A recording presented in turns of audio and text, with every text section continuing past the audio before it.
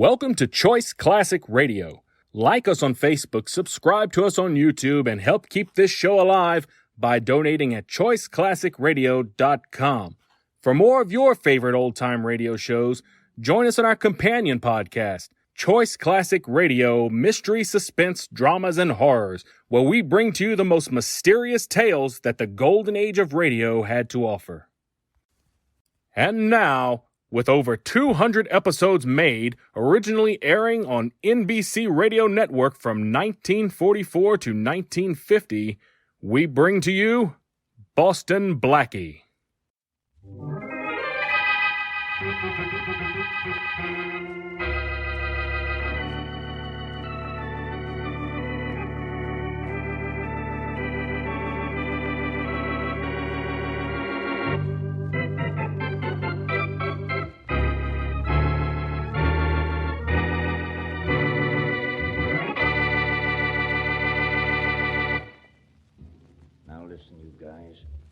Prison laundry, see?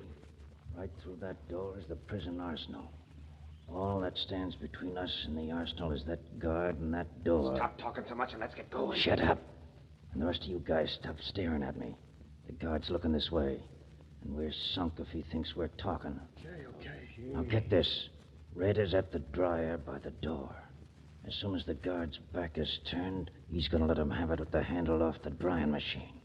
Smith, you get the keys off the guard, open the door, and we'll be on our way in 10 seconds. Now we've got... Red, get the guard. Come on. Get that door open, Smith. Get it open. It's open, but I set off the alarm. Come on. Let's get to the arsenal before the guards can get to us. Come on, we're getting out of here. Then we're getting out of this jail. Come on, you guys. There they go, John. There they go out the side door of the arsenal. They must have killed the guard there. I hope not. I'm going to let them have it. Hold it! Got him ducking into cell block A. Good. If we get them bottled in there, they'll never get out. Yeah. Hey, Harry, look. There goes one of them over the east wall. It's Mike Harlan, I think. Come on, let's go after him. Never mind. The guards the east wall will take care of him. We can stay here. Get it in. Hey, there's the phone. Get it, will you? Okay. Hello. Guard station 6. What? Okay, thanks. Who was that, John? Station call, Harry. We got him bottled up in block A. Everything's under control. But that guy going over the east wall got away. He did, eh? Who was it? Did they know? Yeah, it was Mike Harlan, Harry. One of the guys who was a guest of ours, thanks to Boston Blackie.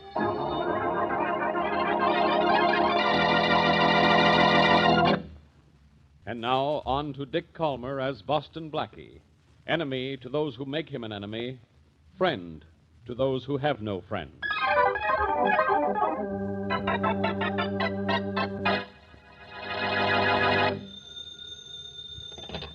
Police headquarters. Faraday speaking. Inspector Faraday, I think I might know something you'd like to know. Yeah?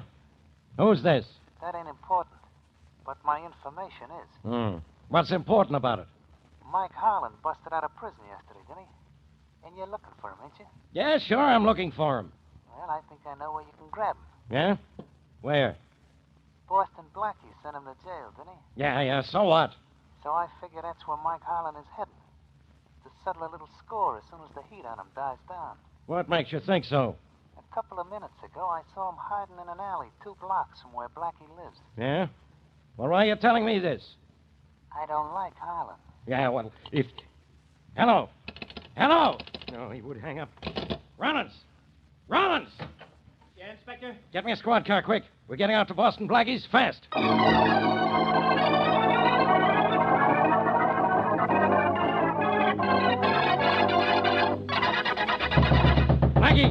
Blackie, open up!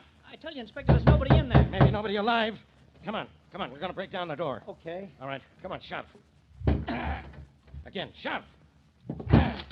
One more ought to do it, Inspector. Okay, together now. Hard. Did it. Come on, Rollins. Come on, where, Inspector? There's nobody in here. I got eyes. Maybe Blackie's in another room. Maybe... Come on. Let's try this room in here. Okay, but I hope we're not too late. So do I. Blackie, are you in here? Blackie. Hello, Inspector.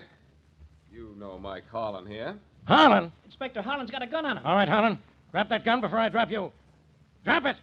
Okay, copper. Drop that gun, I said. How's that, copper? Suit you okay? Yeah, now don't move. Get his gun, Rollins. I've got him covered. Right. Go ahead and play, children. I'm enjoying this. No, keep him covered, Rollins, while I get his gun. There. Proud of yourself, huh, copper? Yeah, sure. I'd probably get a tin whistle for this. It was so hard to do. Take him in, Rollins. Get him out of here. All right. Too bad I didn't get to finish the job, Blackie, but I may be back. So long. Goodbye, Holland. Too bad you couldn't stay longer. Well, Faraday? Well, Blackie? Well, what do you want me to do, Faraday? Kiss your hand? No, but you might say thanks. Thanks to a telephone tip from one of Harlan's old enemies, I just got here in time to keep Harlan from killing you. Oh, that's right, you did. What do you mean, that's right, I did?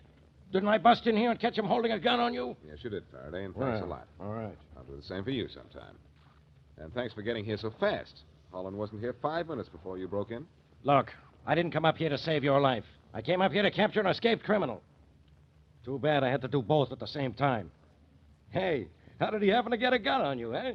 Jealous, Faraday? You should be. Come to think of it, you've never been able to get anything on me.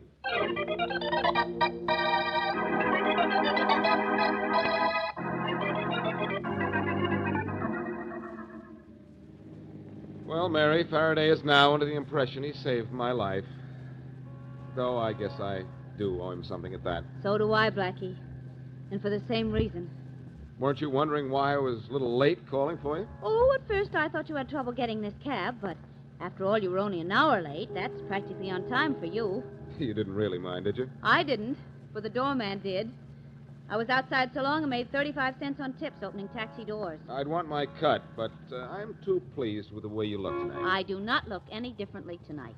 Maybe it's that dress you're wearing. New, isn't it? Not particularly. I got it this afternoon. It's all of 5 hours old. Doesn't look its age, does it? Well, it's just my size, so there isn't room for a wrinkle. Tell me why you're wearing an evening gown, Mary. Listen, my Blackie, and you shall hear. This afternoon, you called to say you were taking me to a very lovely place tonight. It is now tonight. I am dressed appropriately for the very lovely place. Now, the place isn't that lovely. Well, thank you. You're being extra special sweet tonight, darling. You wouldn't have a reason, an extra special reason, by any chance? Oh, Mary, how can you even think such a thing? Oh, that's all I wanted to know. All right, out with it. The deal to drive uptown for dinner is all off, huh? Oh, I'd say it was, well, postponed temporarily. You know, that's what I like about us. Plans subject to change without notice. Too bad this dress isn't. The dress is very attractive, Mary. Well, inasmuch as it's becoming increasingly apparent that I am due for a disappointment, you'll have to do better than that. Try again. Oh, very well. The dress is... Oh, it isn't that good. On the contrary. What there is of it is terrific. Well, then you should have made the whistle shorter, like this. And now I hate to be inquisitive, but where are we going? To a place downtown known as the Traveler's Barn. The Traveler's Barn? What's that? Believe me, it's all to your credit that you don't know. It's a combination place, joint, and dive. But I've got to go there tonight. Oh, all right, darling, only I won't say I'm not disappointed. In fact, there's only one thing that could possibly make this situation worse. What's that? If you were going to the Traveler's Barn to meet another girl. Funny you should mention that, Mary. That's exactly why I'm going there. To meet another girl.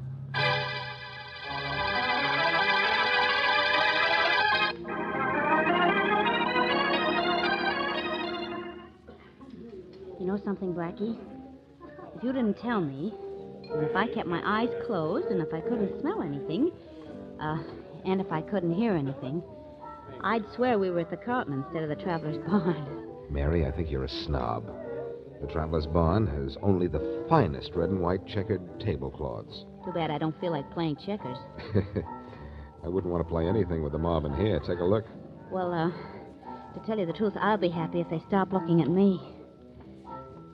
Darling, must we stay here? This place gives me the creeps. We won't have to stay much longer. I pointed out the girl I came down to see, didn't I? Yeah. She's very attractive, too. Uh-huh. And you'd see how young she was if she'd scraped some of that war paint off her face. Anyhow, I can't go over to see her until that character there leaves. I'll put a whammy on him right now. Whammy. Whammy. How long do your whammies take before they work? Well, that all depends on how much on the job my private genie is. Of course, right now I think he's probably out to dinner. Just my luck, Well, at least you're feeling better. That's something. I suppose. But hey, wait a minute. Suppose the young lady you came down here to see won't talk to you. Have you ever known a girl who wouldn't? For the sake of your conceit, no answer to that one. But you say you want her to do something for you. What if she won't? Have you ever known a girl who wouldn't? Present company accepted? Well... Don't answer that. Hey, the whammy's working. What do you know? That man just left the girl's table. Wonderful. I hope your genie had a fine meal. You can pay Thank for him it. for me when you talk to him again. Okay, I will. Now you go over there and show me how good you are. Right. Excuse me, please. I'll excuse you. But if coming down here doesn't do you any good, I'll never forgive you. I'll remember that.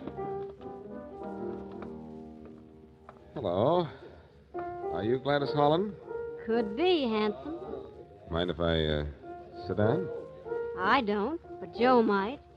Only he doesn't happen to be around right now. I imagine that's an invitation. And if it is, it's accepted. Thanks. Hey, haven't I seen you somewhere before? Now, that's a purely masculine line, Miss Holland. You know, I beg your pardon, miss, but haven't I seen you somewhere before? The Riviera, perhaps, or Biarritz, or Cannes? I have seen you somewhere, and I've heard you talk, too. Is that Who are important? you? Well, it could be. Just in case. Well, just in case I ever wanted to get in touch with you. What about this, Joe fellow? The one who might object to my sitting here with you if he happened to be around right now. He's still head man. You're not that good, handsome. Not this fast, you're not. Who are you? Boston Blackie. Boss? So that's why you look familiar. I should have remembered your face. I've hated it long enough. I've got to talk to you. Sure, but I don't have to listen. You sent my old man to the pen, Blackie. Beat it now before you give this place a bad name. Well, what's keeping you here? If you remember me, Gladys, you also remember that I pretty nearly always do the things I set out to do. Sure, I remember that. You set out to send my father to jail, and you did. Well, what do you want from me? Congratulations? If I hadn't sent him there, Gladys, someone else would have. Yeah? Well, Hey, Dow. Everything okay here? Yeah, Joe, I can handle myself. Okay, Dow. I want to see you in my office as soon as you're through. Yeah, Joe, right away. Look, Gladys, I want to talk to you. Go ahead, make with the monologue. All right. Will you do something for me? Sure. If it's kill you for sending my old man to jail. Look, forget about your father for a minute.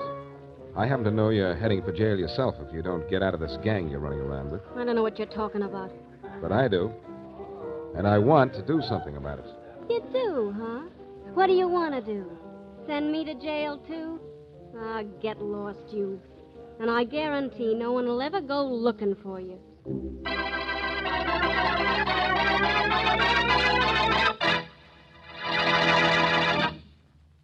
Now back to Boston Blackie.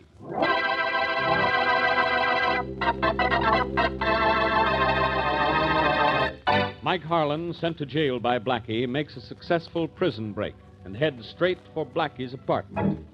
Inspector Faraday gets a tip that Harlan is at Blackie's and gets there just in time to find Harlan holding a gun on Blackie. Harlan is returned to jail. And that night, Blackie takes Mary to a waterfront dive, the Traveler's Barn, to see Gladys, Mike Harlan's daughter, who has joined an underworld gang. He tries to get her to do something for him, but she won't even speak to him. As we return to our story, Blackie is in Mary's apartment, trying to find a way to talk further to the escaped convict's daughter. Blackie, why do you even bother thinking about Gladys after the way she treated you? Because she's not half as tough as she pretends to be. She's just in with a bad lot and thinks it's smart to do the things they do. Has she been with them long? No. That's why I've got to stop her before it's too late. Yes, but look, darling, how do you even know she's mixed up with a gang? Isn't it obvious? Yeah, I suppose it is. So you better tell me. Not now. But I happen to know that Joe character and his gang are about to pull something soon. If I only knew what it was and where. Why don't you call Gladys up and ask her? That's a good idea. I'm silly. Hey, wait a minute. What? What are we laughing at? That's a good idea. Get the phone book. Look up Gladys Holland. Oh. Well, all right, but I don't get it. How are you going to get her to talk to you? Like this. Hey, is everything okay here, doll? Who are you imitating now? Joe, the owner of the barn. And obviously also Gladys's boss. Oh, here it is. Oh, I see what you're going to do. Let's just hope she's home and this works. Got her number? Mm-hmm. HA12138, and kindly forget it immediately after you dial, too. Now, I wonder why you said that. Blackie, that Joe person has a little black mustache. Why don't you wear a mustache when you talk to her? Aren't you a big help? The phone's ringing. Here goes. My fingers are crossed. You really on my side? Cross my heart. Your fingers and your heart. Kind of a double cross, isn't it? Hello? Hey, doll, is everything okay? Oh, it's you, Joe. Sure, why ask? Well, I was just wondering, see? You sure you get your instructions okay? Why, sure, Joe. Hey, I'm glad you're sure, but I ain't, see? I'm nervous about you. Well, I'll tell you what I'm supposed to do then. Hey, maybe you better. Well, I'm supposed to get the car at 8 o'clock tomorrow night and drive it to the Cross Creek Road and Highway 17. Yeah? Then I'm supposed to park it on a little side road off to the left. You and the boys will be on the other side of the road. There'll be a barricade across the road. And I'm just supposed to sit there until the armored truck comes along. Yeah? As soon as I see the lights of the armored truck, I'm supposed to start my engine and keep it running till you and the guys get through with the truck. Uh-huh. Satisfied I know what I'm supposed to do? Yeah, you're a good doll, Gladys. But just to play safe, keep away from me and the gang till tomorrow night, see? See you then, doll. Okay, Joe. Night. Night. Did it work? That worked, Mary. The accent must have been perfect. I should have been an actor. Well, all I can say is if you were one, you'd be a good actor. Thanks, pal. Now I've got to make some plans to interfere with the plans of a gang of bad actors tomorrow night.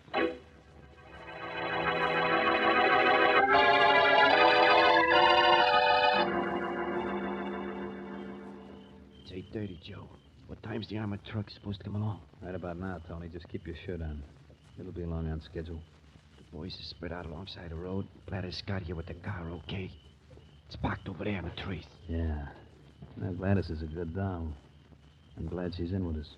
You're taking an awful chance, letting her in on a big hole like this on her first job, ain't you, Joe? Yeah, but we had to have somebody to get the car all set to drive. This job is taking all of the boys, so we need her, see? Well, here's hoping she... Hey, look, Joe. Here comes the armored truck. Good.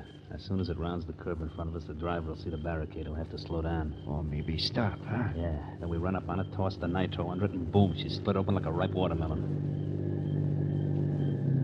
The truck's here, boss. The driver's seen the barricade. Slowing down. Okay, let's go. Throw the nitro under the truck, Tony. Toss it quick. There it goes. That boy, that'll do it. That did it. She's split wide open. Come on. All right. Grab the dough out of the back, you guys, and beat it to the car. Come on.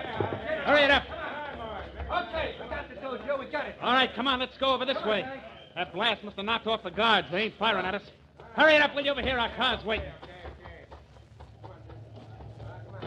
Okay, doll. Get set to step on it. Okay, I'm all set. Everything go all right, Joe? Perfect.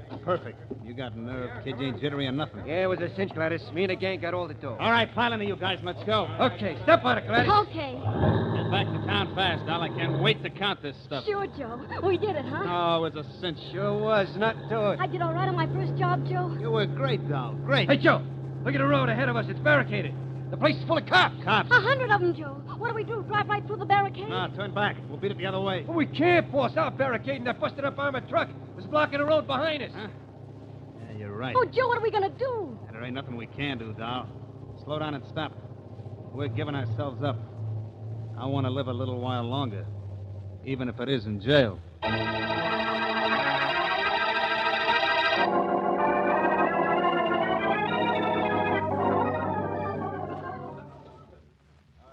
All right, quiet, everybody. Quiet!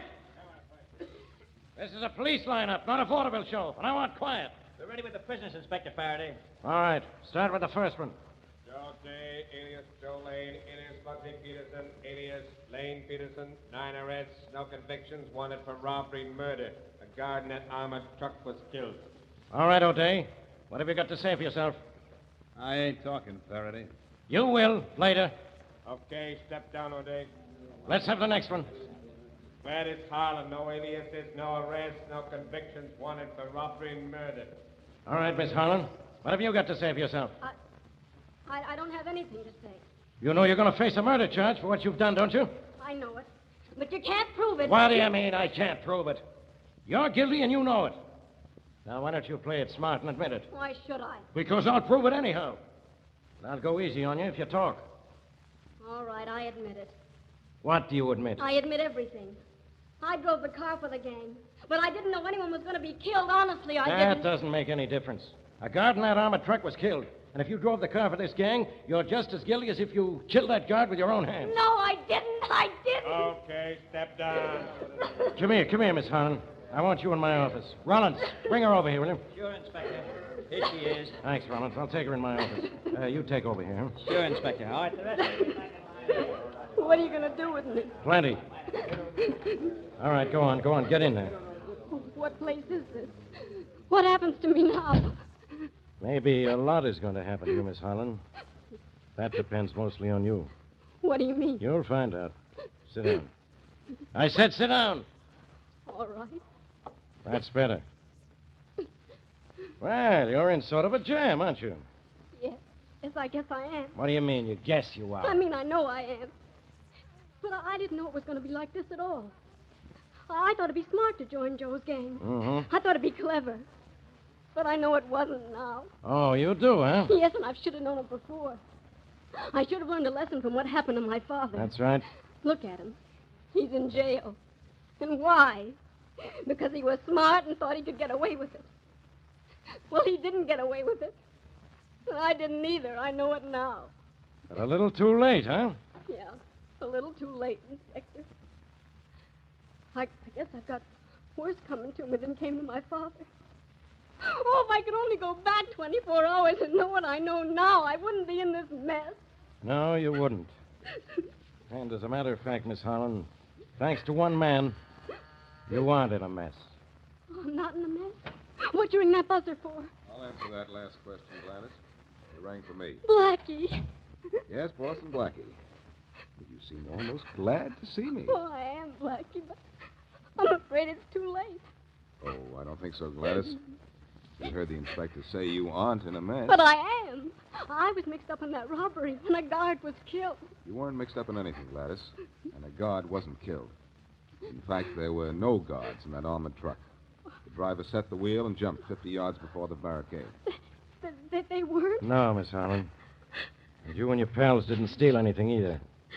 That armored truck was empty. Empty? Yes. What your pals stole was bags of slugs and a box filled with dirt. But how did It's all very simple, Gladys.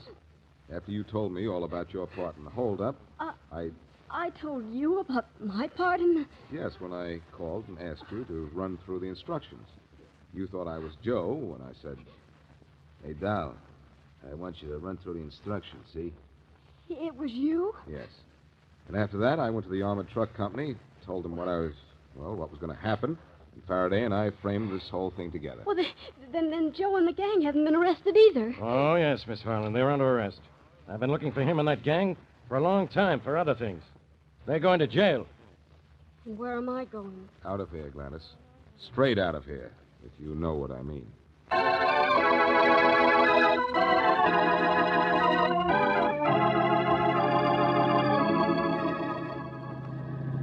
Blackie, why did you want to help Gladys Harlan?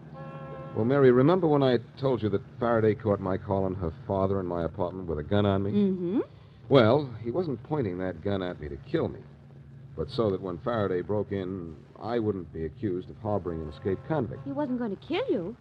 Well, then what was he doing in your apartment? Well, he heard through the prison grapevine that his daughter was getting mixed up with a gang. Oh, and he wanted to keep her from joining it. Yes, he even had her come up to prison to see him, but she wouldn't listen to him. Gee, you'd think she would have, though, wouldn't you? The father was in jail because he was caught by the police. Yes, but she told him she was too smart to be caught. That's when he decided to come to see me. Oh, and I know why he didn't go to the police. Because all they do is send her to prison. Yes, and he didn't want that. So he broke jail and came to see me, hoping that I could do something with her. Well, that covers everything, I guess. And so does that lovely evening wrap you're wearing. Why, thank you, sir. You'll sure be an attraction tonight. Think so? Look what I'm wearing underneath. Good night. A checkered skirt and a striped sweater. Where do you think you're on your way to? To the Traveler's Barn, of course. Mary, we're going to the Carlton Plaza. Oh. And I said you'd be an attraction. Wow. At the Carlton Plaza in this outfit, Blackie, I won't be an attraction. I'll be a sensation.